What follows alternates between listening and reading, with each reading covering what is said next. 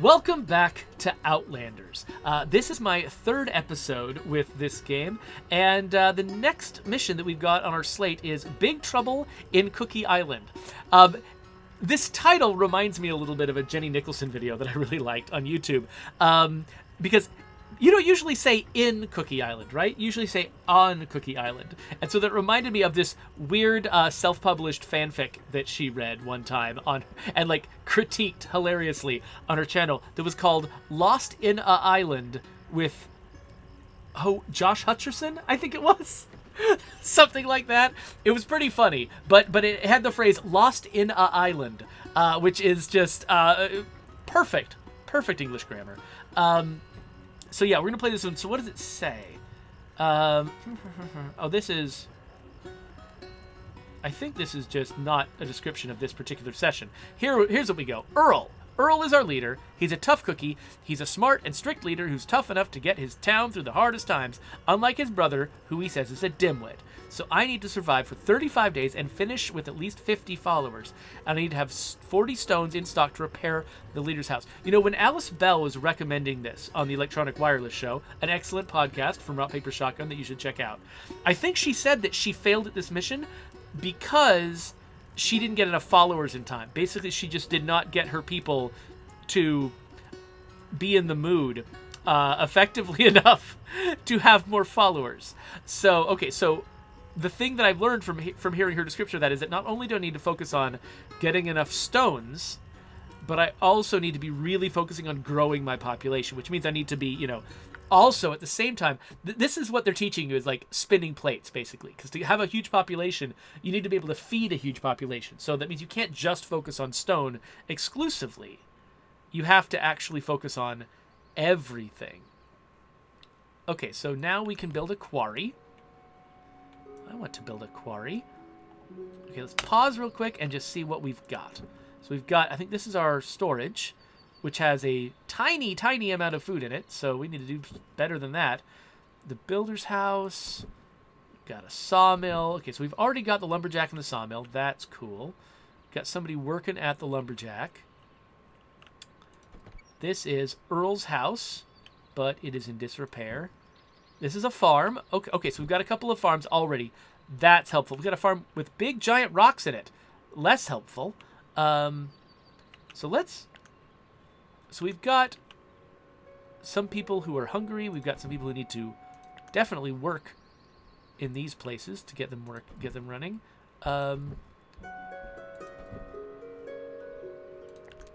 We don't have any like gatherers huts, do we?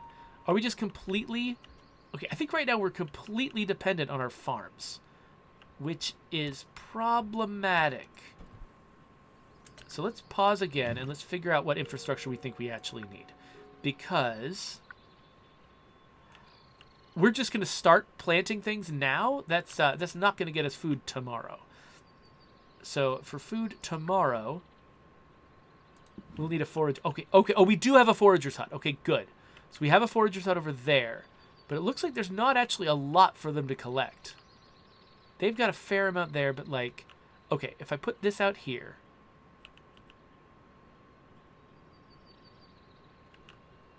it's not going to be a ton, but it'll be better than nothing. Stick it there. Okay, so we're going to build that. Let's also staff the heck out of this one.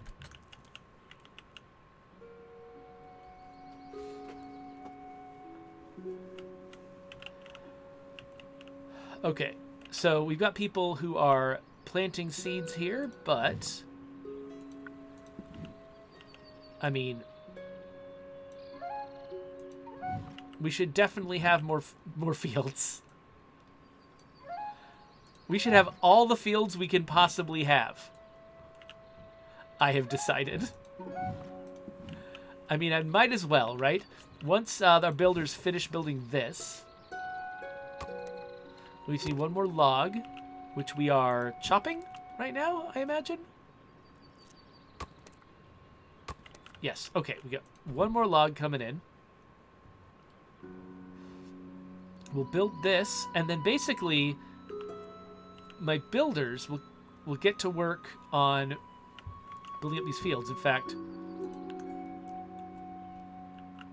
I guess now that we've got enough wood, I can reduce the workers on this so that I can have more builders. Because I'd like to get through all of this field planting fairly quickly. What is up with all of the random little roads? Come on. Come on, people. That's just silliness. We do not need all these roads. Didn't actually mean to do that. Okay. Okay, so we finished building the new forager's hut. It means we can probably split our time between these two locations. And yeah, we've got 5 food. We've got 5 people who are living without houses, though. So I'm assuming... What is this guy's job? He is a builder. Okay, yeah, so it does take builders to complete this farmland. So yeah, we're going to be struggling to eat for a little while here. I should probably... Okay, we've got 6 logs now, so let's have a look at what it takes to build a house. We can't just delay houses. Oh, and then we've got a sawmill too, which is making planks. Okay, so actually, yeah, let's build a nice house because we've got the planks for it. Build it right there. And we'll prioritize it so the builders will build it first, and now we'll speed up time. Did I just successfully speed up time? There. Now we'll speed up time.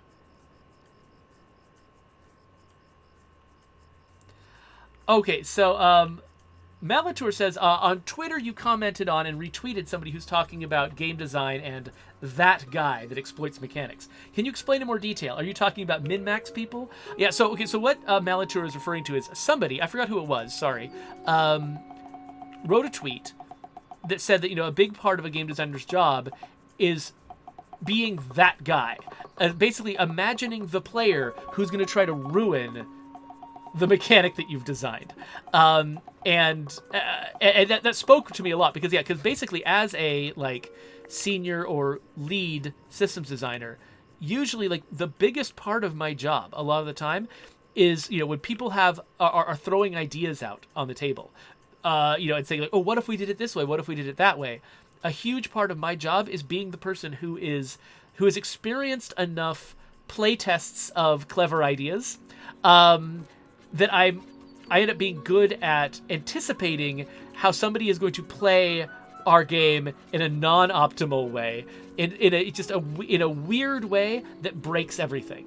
Because, it's strange because even though that kind of player is actually pretty rare, compared to, players who just sort of play the game normally, it's sort of middle of the road players, they are, most people are not going to be doing the weird thing, right? But, I'm trying to think of what is a really good example of this. Because it's players who are looking for exploits, who are people who what am I remember that cave in Destiny where it's enemies would spawn out of this same cave really frequently, and because the cave was so narrow, they would come out along the same path every single time, and you basically just sort of queue up in front of that cave and just headshot every enemy that came out of it, and then they would just drop a whole bunch of stuff. And even though that was a not fun way to play Destiny, people would still do it because it was a more efficient way to get the drops. There's a lot of players who will do that, where it's they'll find the non-fun way to play your game in order to maximize efficiency. In the last episode that I recorded, which was I think it was one of my Zomboid episodes, I was talking about the fact that everybody processes emotional experiences in games differently. Everyone's hungry right now, and I have no idea what the heck I'm going to do about it. Oh, we don't have somebody here? What? Okay, well, let's take somebody away from this place that's all tapped out and put somebody here instead. Oh, he already came in. Okay, good. Yeah, everybody processes emotional experiences in games differently. And so, the same mechanic might play one way for me and play a completely different way for somebody else. And that's important to recognize because it means that, you could have an idea for a game mechanic that works really well for you, and it won't even occur to you that there's a weird exploitative way to break that mechanic. But so as a game designer, you have to be the one whose job it is to imagine how a player could break a mechanic, even if it's something that a normal person would not want to do. Like, you have to be the one who says, like, somebody has a really good idea for a really cool experience that they can create, and you have to be the jerk in the room who says, but what if a player does this? Which absolutely destroys the idea, because even though only 1% of players will do that, that 1% is probably your most hardcore players, your most vocal players. They're the players who will, they'll be tastemakers for everybody else. 5 followers died of hunger. Oh my gosh, what the heck am I supposed to be doing? How do I don't know what else I could have been doing. Oh, I know. I've got way too much wood. We do not need this many people chopping wood. We could have devoted more people to food generation. I mean, now we've got fewer people. So, I mean, I guess they're easier to feed now, but my whole goal is to have like 50 followers in 35 days. So, I don't know. Is this a fail? Have I failed already? Yeah, of course everyone's unhappy. They're all dying of hunger. Of course, they're miserable. Okay. I think we tackled this wrong. I'm going to restart this, and I'm going to try to do it better. Now, I don't know. It might be that this particular mission always has some kind of die-off early on. That's entirely possible. In which case, there's not much I can do about it. Like, I have to just accept that there's a die-off. But I feel like at least trying to keep these people alive. So, let's do the same thing we did before, but let's do more of it. So, we've got a forager's hut there. Oh, not a free... Oh, I built in the wrong spot. There we go. Okay, we got 5 logs. We do not need someone working here yet. We do need many people working at that forager's hut. I guess we don't need people working the farms until we've got space in them. So one thing, okay, building all of the possible farmland simultaneously probably wasn't necessary. Actually, it wasn't a very efficient way to go. So let's just build one strip of farmland for each of them. I have nobody doing this. Only one person chopping wood. Let's get this thing built. Let's have 2 builders. And then I have 2 more unemployed people. 3 more unemployed people. Well, so, okay, so actually, I guess, while we only have... the one forager's hut, I'll keep everybody at that forager's hut.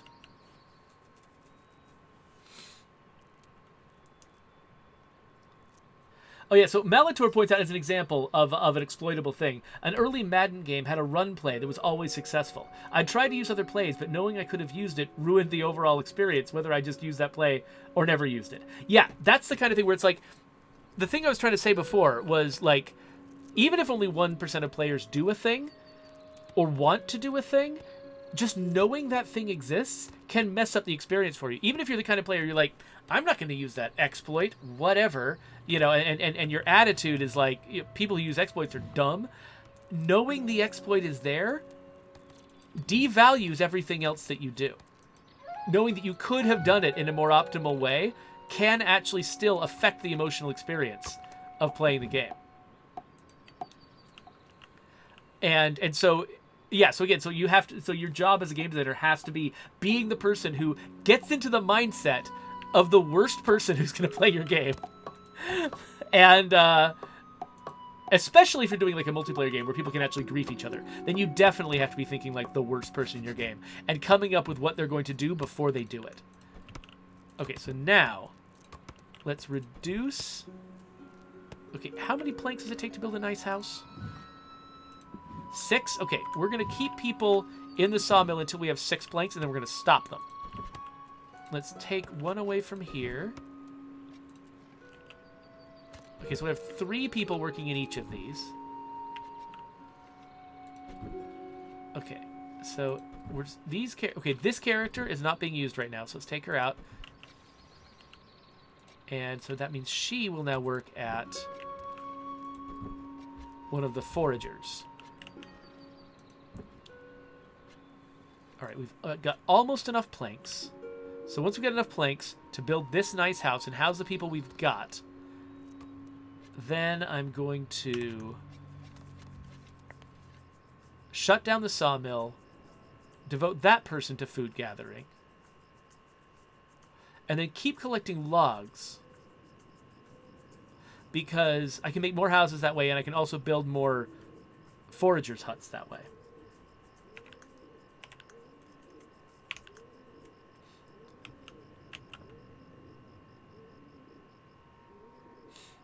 So Hikaru Kishi says, what responsibility, though, is on the designer and what is on the player? If I ruin my gameplay because I use a mechanic in an unintended way, that's on me, in my opinion. So that's an interesting... Because I think technically you're right. If a player... if there's a game that a player could play a game that is fun for them and a way they can play it that is bad for them, and they choose to play it in the way that is bad for them... I mean, if I were that player, I would definitely make fun of myself and talk about how I am ruining my own game experience. That is technically true. However, like the point that Malator made, where even though he knew he was not having as much fun playing Madden the way he was playing it, he still couldn't stop. Or either he had to play it that way, or he had to play it the better way, knowing the whole time his game would be going better if he was exploiting it. I had a really similar experience with we got too much planks. We're all done with you. Go away. I had a really similar experience with Max Payne, which is one of my favorite games of all time. That game is well known as a save crawl because it's got a really easy to hit autosave button, and you can just sort of like autosave your way through that game. Really, basically you can just save after every single encounter in that game and sort of optimize your chances of success. And that does work, but it's less fun. It's less fun to play Max Payne as a save crawl. Because part of the fun of Max Payne is shoot dodging and like going through an elaborate ballet of violence, with all these, fighting all these other characters. And if and if you just sort of like hit F5, F5, F5, F5 the whole way through, and you're mostly just playing the game in these 5-second snippets, that's not nearly as fun. And so I used to advocate saying, like, Max Payne should have had a checkpoint system where you could only save before each major encounter, and you had to play out the entire major encounter, in as a whole. And I think that Max Payne 3 might very well have worked that way. I've forgotten if it worked that way or not. But that's one case where it was just like, and this is something like a thing that I would advocate for a lot, just as a designer, like influencing other designers. I would say, if you come up with an exploit like that, yes, it is technically the player ruining their own experience, but to them, they perceive that as the way to play the game. When they've discovered, oh, I have found how to play this game. You do this. This is how you do it. And, I think we can probably put another person here and some more farmers here to try to plant this farm faster. And, we can probably have another builder, too. Actually, we don't need to plant this farm that much faster, but there we go. Anyway, players aren't going to perceive it as, I have found a way to break my own game and make it not fun. They said, I've figured out the way to play the game. And even if they're aware on some level, some intellectual level, that they're playing the game wrong for their own enjoyment, it still feels like this is the way the game was presented to me. This is how the game works. And I think that it's a designer's responsibility to do their best to make a game that the most obvious and natural way to play that game is also the most fun way to play the game. And if if it's really easy for a player to discover a non-fun way to play the game that sort of,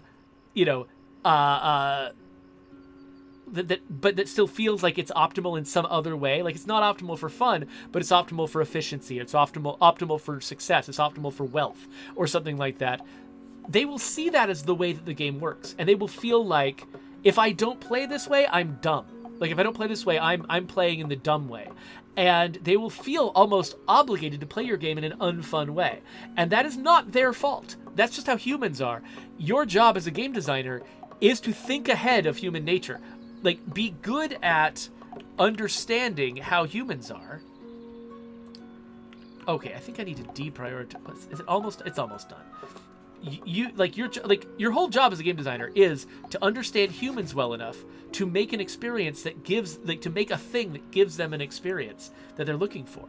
And so, you know, if you can do that job, you know, if you're good enough at knowing human nature to make emotional experiences and create danger and create a sense of thrills, then you're also a good enough, you know, student of human nature, theoretically, to anticipate exploits and design them out of your game so that that doesn't dominate the experience. That's the same. I think you have the same level of obligations as a designer to create an unexploitable experience as you have to create a good emotional experience, a thrilling experience, a challenging experience. There's all these things where, you know, designers think ahead to what a player is going to experience in their game and then shape the game to give them the best experience.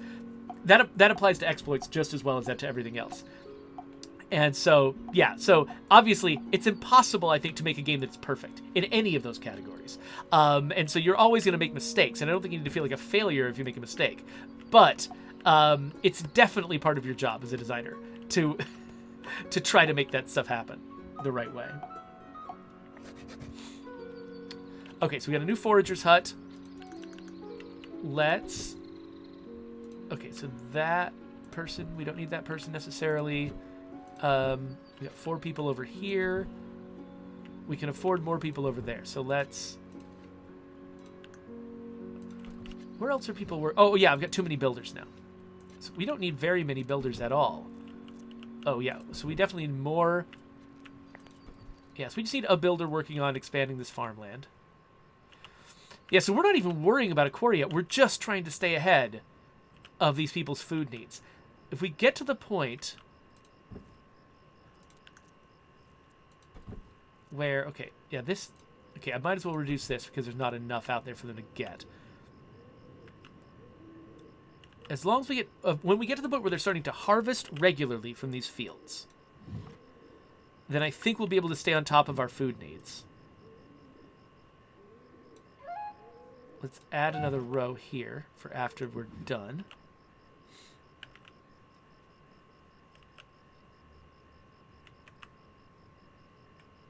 So, yeah, Hikaru Kishi says, okay, I can see that.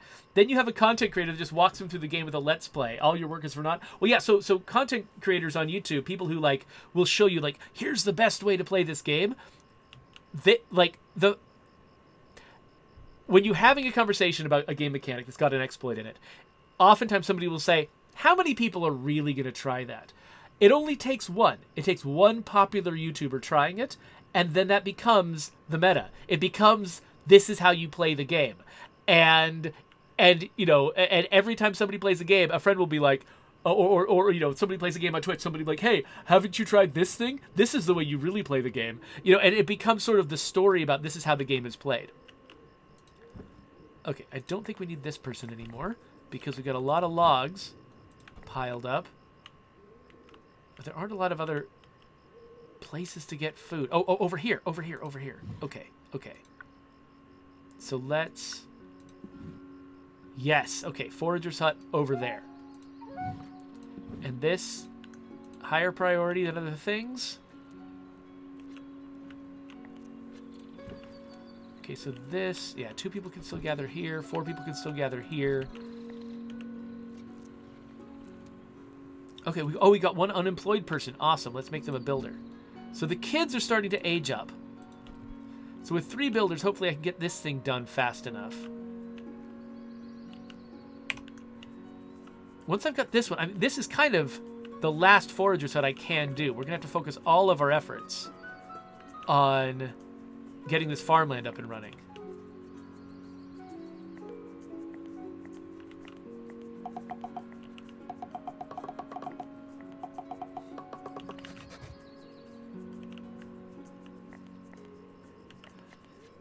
All right, let's see here. Airy Twitch says, I'm disgusted at seeing how to make 1 million gold your first day YouTube game videos. It's a problem that every game is seen as the best, richest gamer is the only reason to play. Oh, we got some hungry followers. Ah, so nervous. Okay. So let's get some more folks working there. Okay, we're going to spread our people out amongst the different gathering huts. But we're also... Actually, I think this stuff is growing, but let's plant this stuff a little faster. Okay. Man, this is actually taking... This takes a lot of time and attention. Let's build a new forager's hut over here to replace that one. This stuff does seem to very slowly grow back, but it's, yeah.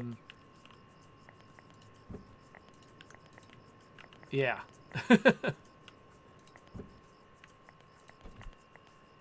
we're very slowly expanding these farms. Let's get people working at both of them. And I guess we can get another builder working.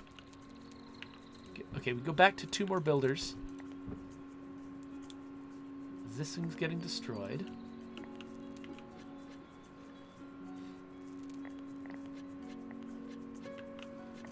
So yeah, so Airy Twitch is like, I want to know how to play a game. I want to know how to like build and what cool things there are in the game. I don't want to just feel like I'm demolishing the competition in a single player game. Yeah, no, exactly. I definitely, I feel the same way about, you know, like videos that are just about sort of giving people shortcuts to like, how can you just maximize your wealth without necessarily maximizing your fun. I definitely do prefer, you know, videos that are more about like, how do I, like, you know, have you tried this neat trick? You know, that kind of thing is great because that exposes parts of the game that somebody just might not even be aware of. Neat things that you can do, you know. That's a really cool kind of video to make. But at the same time, you know, I'm saying like, oh, I don't really love those videos. As a viewer, like as a player of a game who watches videos, I don't love videos that just tell me how to maximize and exploit a game. We still had 9 followers die of hunger. Okay, I feel like I did the best I possibly could with what I had. So I think we do have to accept a certain amount of death. Because, like, I mean, seriously, I'm having trouble imagining...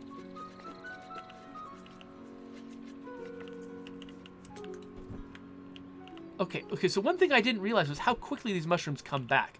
Like, when you've got 4 people scavenging them all at once, they go away real quick. But it looks like the one... Like, I just deleted a forager's hut around here, and there's already a bunch of mushrooms that have returned.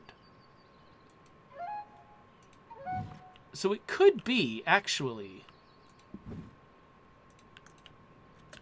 that there was a better way for me to do this, rather than sort of like chasing the mushrooms around and just maximizing the number of characters that I have working in each of these foraging huts. Maybe there's a more sustainable way that I could have set these things up, so they're not just constantly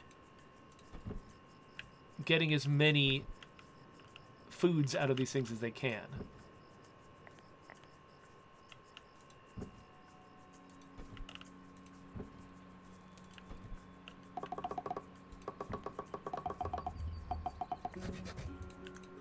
Okay, so we've got a lot fewer workers now. So let's just say no more than 2 at each gathering hut. Maybe 3 at this one because it's got the most. But let's keep this one down to 2.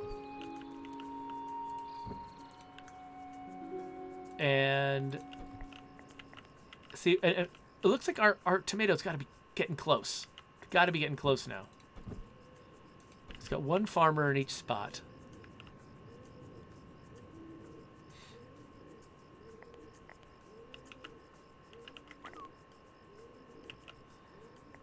Okay, so Reneth Court says, why does it offend you that someone else plays a game differently from you? Okay, yeah, so I guess I shouldn't say I was agreeing with Airy Twitch, and I was being a little bit, I think both Airy Twitch and I were, like, exaggerating a little bit, like, our feelings about, videos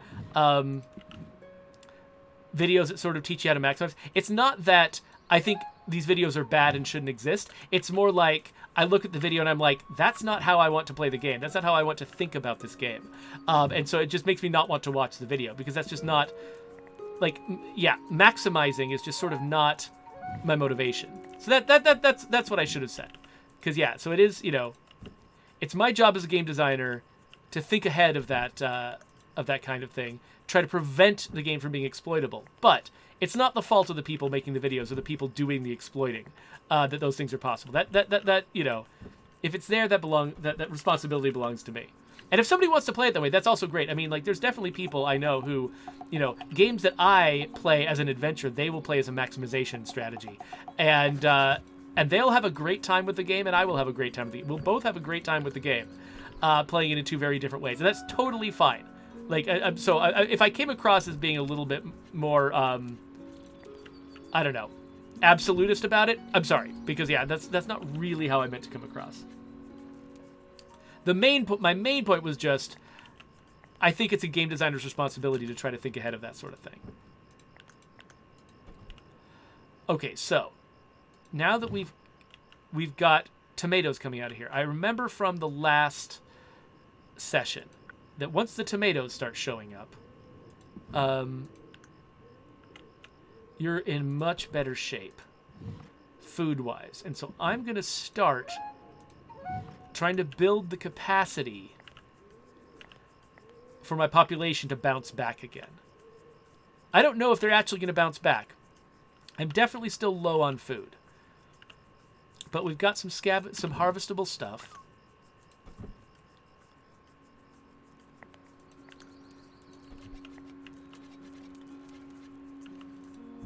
And, okay, we've got some unemployed folks.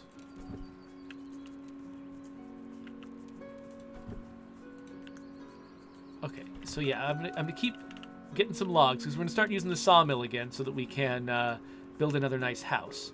Hopefully 2 farmers is enough at each of these farms. 1 forager here, 3 foragers there, 1 forager here, and 2 here. I might even take this down to 1.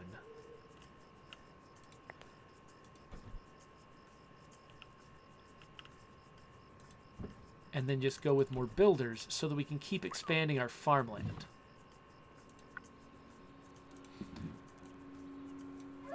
So I figure that eventually we're going to need all of this space to feed. As our population grows, we're going to need a bunch of space. Where was the option to clear road? It was a recycle button. That's right, recycle button. Let's clear that road out. Let's connect that road. And let's prioritize this. Okay, we got 38 food now. Okay, we're starting to pile up the food. Okay, this is a good sign. This is a good sign. We're starting to build houses. Oh, wrong thing.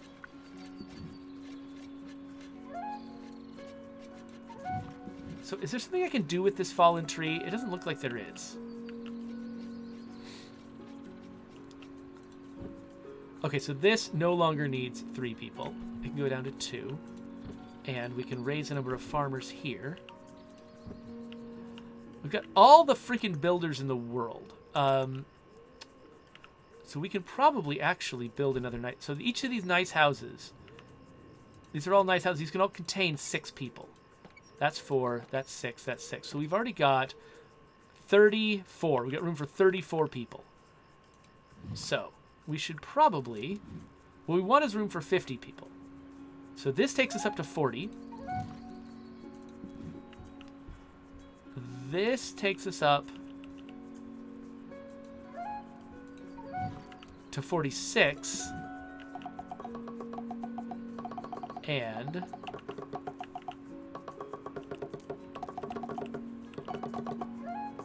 that takes us up to 50. So if we actually build all of these things,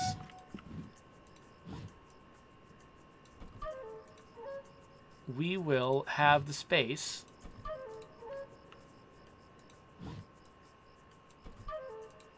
to satisfy all of our requirements. And, oh, we've got some more unemployed people. Let's get some more farmers in there.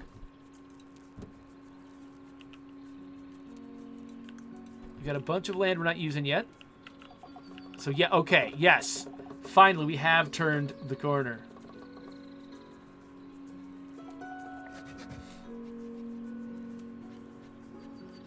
Okay, so Raneth Cord points out something very true. He says, putting achievements into a game like use 100 cures is directly prompting min-maxing. Because that takes something like 400 medicine to do. He's talking about, we've basically got an achievement in State of Decay. Okay, let's leave a person. Let's not destroy the house. Let's just take a person off the house. Put them here. But yeah, so we've got an achievement in State of Decay 2, which basically requires you. What am I doing? To make a lot of Plague Cure, and then use it on a lot of characters. And it's the kind of thing that just it takes an absurd amount of time, and it's not fun. And anyone who pursues that achievement is going to have a bad time. And I'm very annoyed at that achievement. I wish it was not in the game. Because I think you're absolutely right that what that whether somebody intends to get that achievement or not, that communicates a certain lack of respect for someone's time. Like, it kind of communicates that we think you've got time to do this, which is silly. When I'm coming up with achievement systems, I usually try to be very, very deliberate about the classes of achievement that we're creating, and I try to come up with a very intentional distribution of those achievements across the achievement list. So, for example, like some achievements, for instance, you should get just by playing through the game normally. If you're not paying attention to the achievement list and you're just playing the game like a normal person, there are certain achievements that you should just get as a reward for spending time in the game. And so that's one class of achievements, and I like that to be the majority of the achievements. And then there's a certain class of achievements which is neat things you might have missed. Where we're like, okay, here are mechanics that it would be very easy for a player to not notice, and so we should do an achievement that calls attention to it, so that they can, so they're more likely to notice it and maybe have more fun with the game because they noticed that achievement. And so that's a really kind of a fun one that I really like to do. Then there are achievements that are about skill.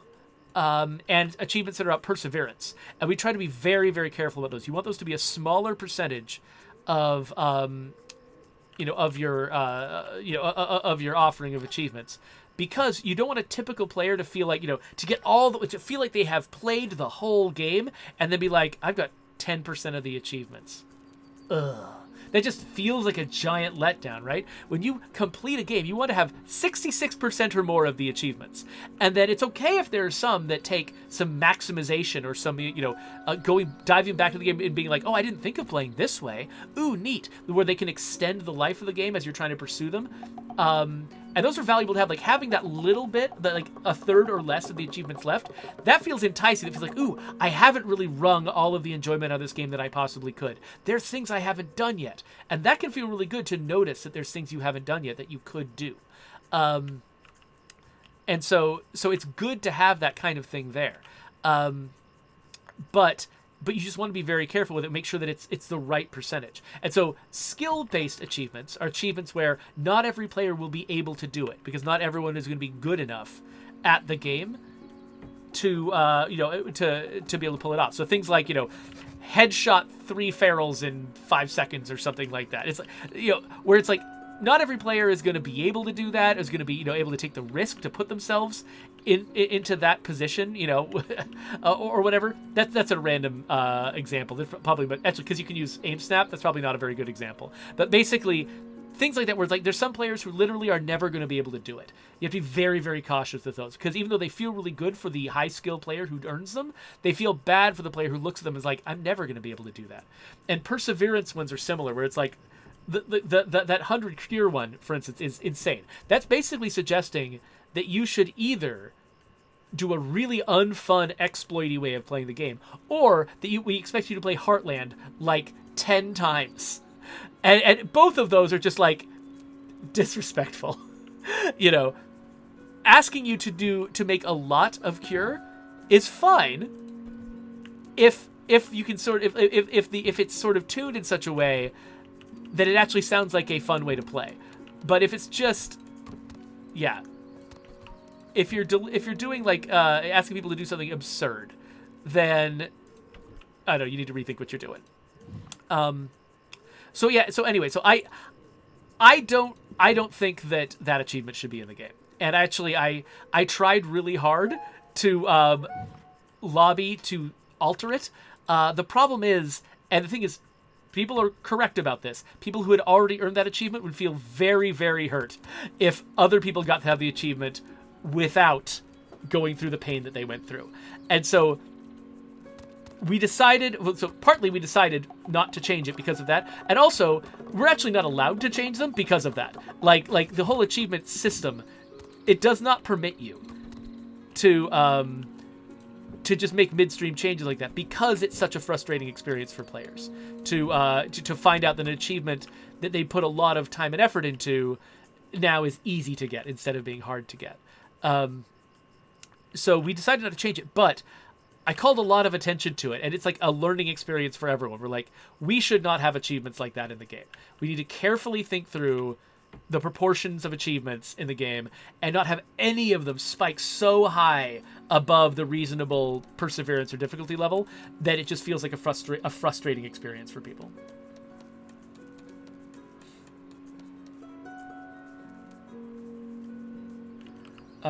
Let's see here.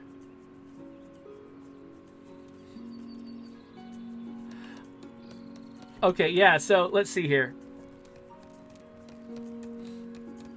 So yeah, we've got some back and forth going on between Hikari Kishi and Ranithcord, which I don't think I can follow the entire thing, but basically they're sort of talking about there's a lot of different ways that people can, in unfun ways, min-max State of Decay. Like, for instance, we've got our random character roller, which Hikari Kishi pointed out, it's not actually all that fun to just sit there and roll characters all day until you get exactly what you want. And that wasn't, when we put that feature in the game, we were not imagining that was what people were going to be doing.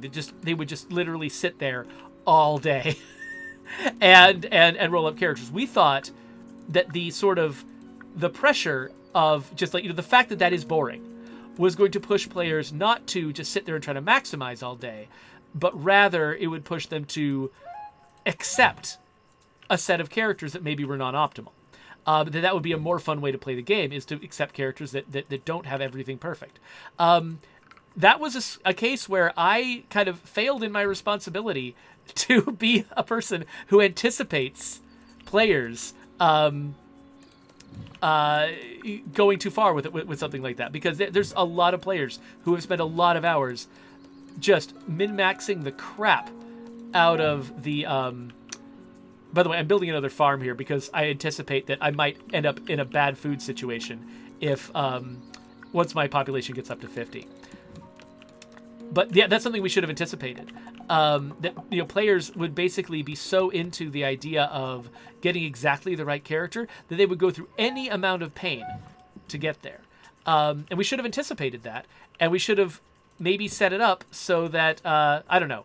So there was some way to target the things that you wanted without necessarily having to just spend all day doing that. Like, whenever somebody, spends all day trying to roll a name that they've added to the game through my reward system on my Twitch channel, for instance, I always say, don't try to get the name, please. Enjoy the fact that someone somewhere else is going to get your name. Do not try to get it yourself, because it is frustrating and maddening, and I don't want you to have that experience.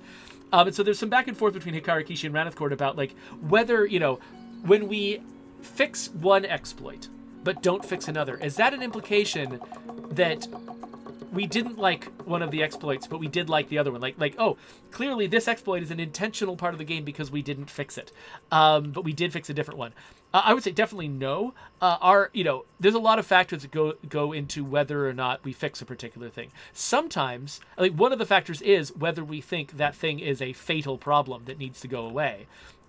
How high priority a problem it is one of the major concerns. One of the issues that we consider, but it's not the only one. The difficulty of fixing it, how time consuming it would be to fix it, the risks of fixing it, like what could go wrong if we fix it and didn't anticipate all of the consequences of fixing it.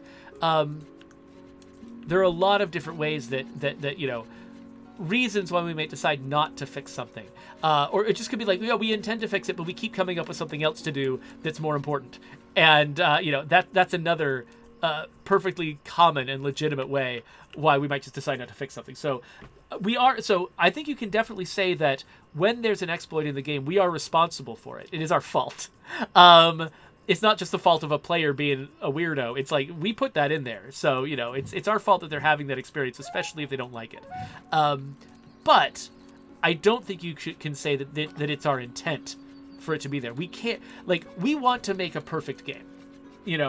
All of us want to make a game that is exactly perfect, that everyone who is interested in it has a great time when they play it, and nobody has an experience with the game that makes them unhappy. That's what we want.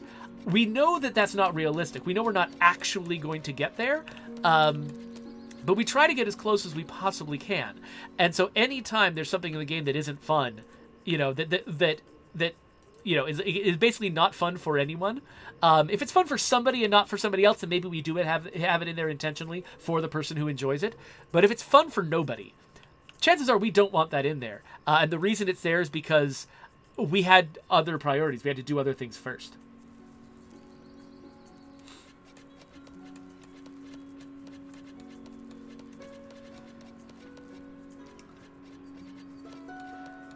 All right, so Brentley points out that starting characters could just be random. So here's the challenge that we've got, right?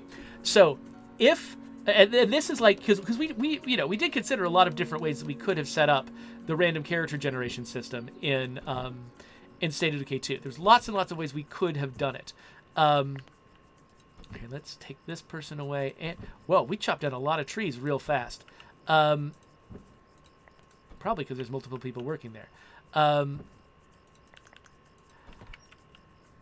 But yeah, so we could have. So we decided to put in a button where you just re-roll characters constantly until you get characters you're happy with, right? We decided to do it that way.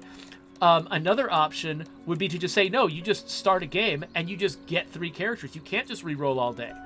We could have done that, but actually I think that would have given us an even worse situation where players would start the game, get through the first cutscene, look at their characters, go, start the game again, look at the characters, go, start the game again, sit through the opening cutscene, look at their characters.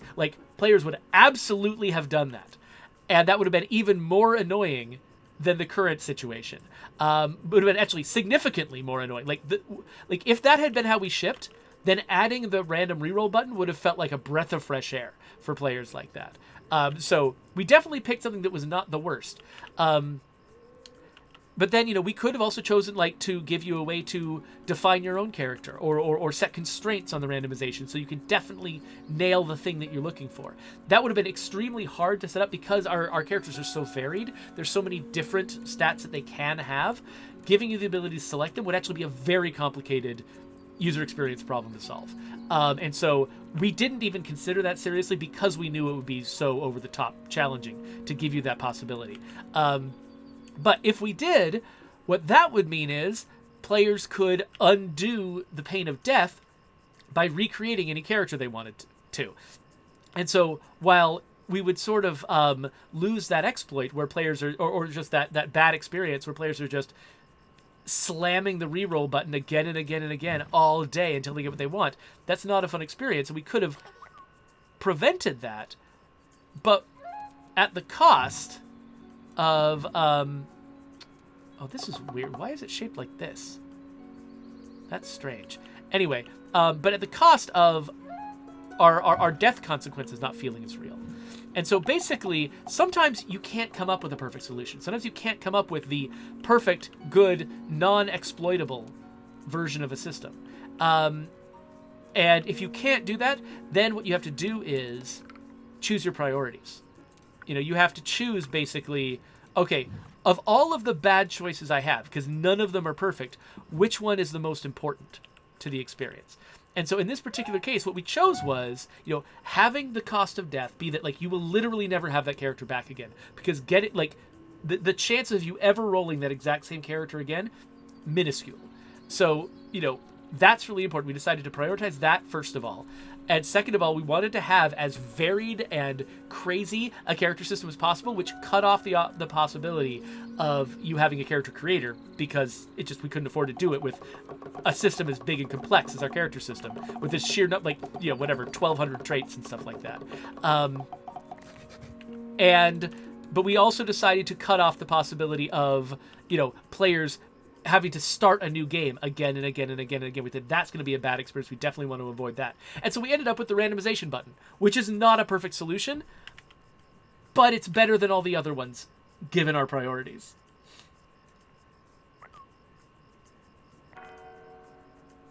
Oh, so Ranith Cord pointed out that as a speedrunner, they actually did have to do multiple game restarts intentionally in order to get a certain drop at the beginning.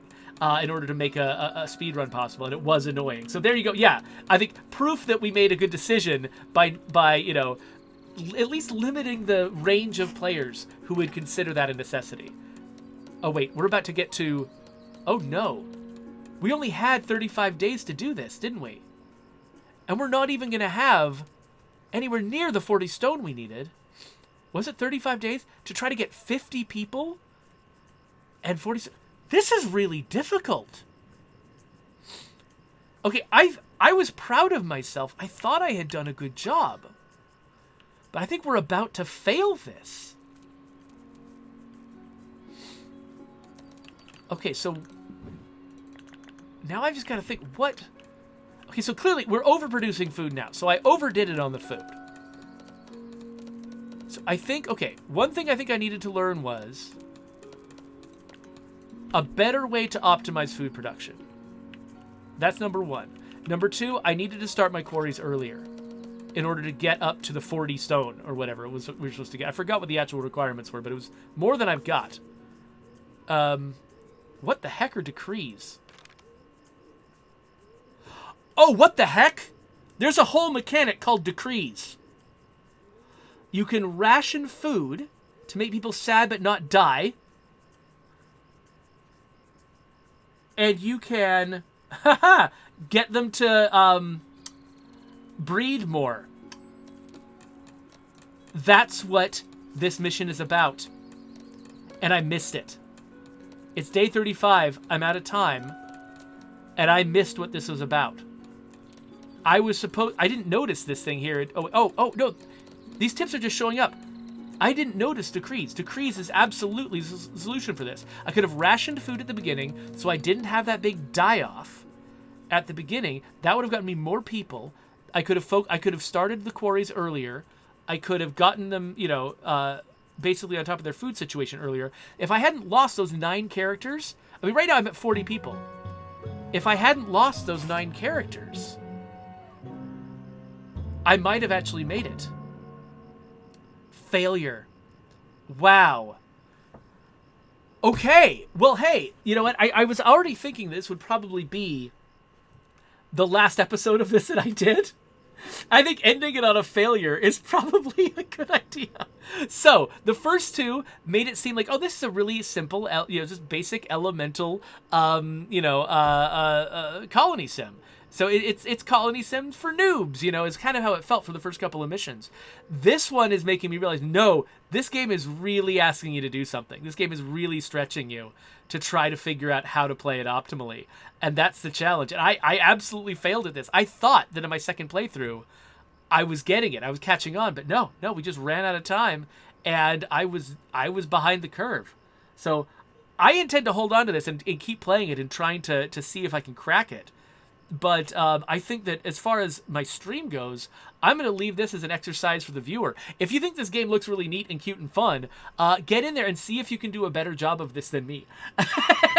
Go get this game and see if you can figure out the right way to maybe use decrees and keep this population growing and doing well. Despite my failures here. So, Airy Twitch says that the little wah-wah music at the end was kind of funny. Let's see here. Okay, so Ranithcord says, to me, an exploit, the definition of an exploit is just not what the dev intended. And rolling for hours to get a rare or maxed out character, putting them into the pool and then recruiting them is not something that Undead Labs intended. So therefore, it's an exploit. Yeah, that's pretty fair. Yeah, I'd say, the definition, of an exploit, it's playing the game in an unanticipated way that sort of breaks the intended experience. So in that particular, and actually, you know what? It doesn't have to necessarily be breaking the experience. I think Ranithcord's definition is actually better than the one I just said, because there are exploits out there that actually make a game more fun than it was without the exploit. Sometimes people will notice an exploit and they'll actually incorporate it into the plan. They'll start supporting it directly in their intentionally in their game because it turns out to just be a really fun way to play. And so not all exploits are necessarily bad. I think you're right, Ranithcord. There's things that are clearly not intended by the design. Sometimes there's something, a game design will tell you what it intends you to do, like implicitly. Like you'll be able to tell from the way that the game is put together how you're meant to play it. And an exploit is when you're deviating from that and playing it, doing a weird set of things that the game clearly is not telling you to do. In order to sort of get at the rewards faster or get at some goal that you have, that you couldn't get through through normal means. So yeah, I think that's a good definition, Ranithcord.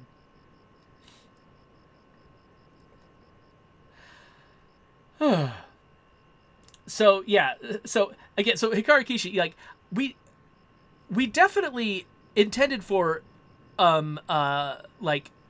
infinite rerolls to be possible because we didn't limit them, but that's not the same thing as us saying that rolling a character all day was our intended experience.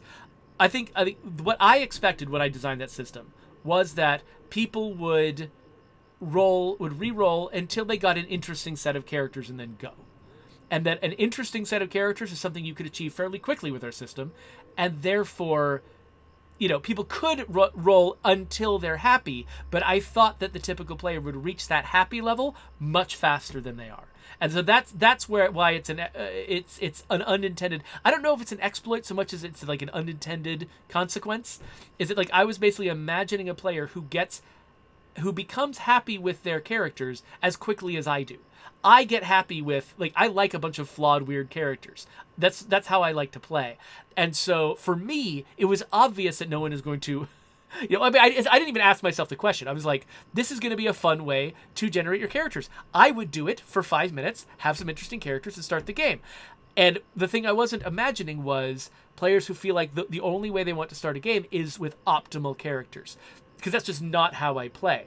And I don't think anyone raised that as like, oh, hey, here's a problem with this system. What if a player is trying to optimize? And so we just kind of shipped the game this way without thinking about the fact that somebody was going to do that. So while the mechanics are in there intentionally, the fact that you can do it all day, we didn't put a limit on it. That is intentional, but it's intentional because we didn't think about that consequence. And I think the thing is, on balance, I think we would still pick it because I can't think of a better way to do it without barring completely making a different game.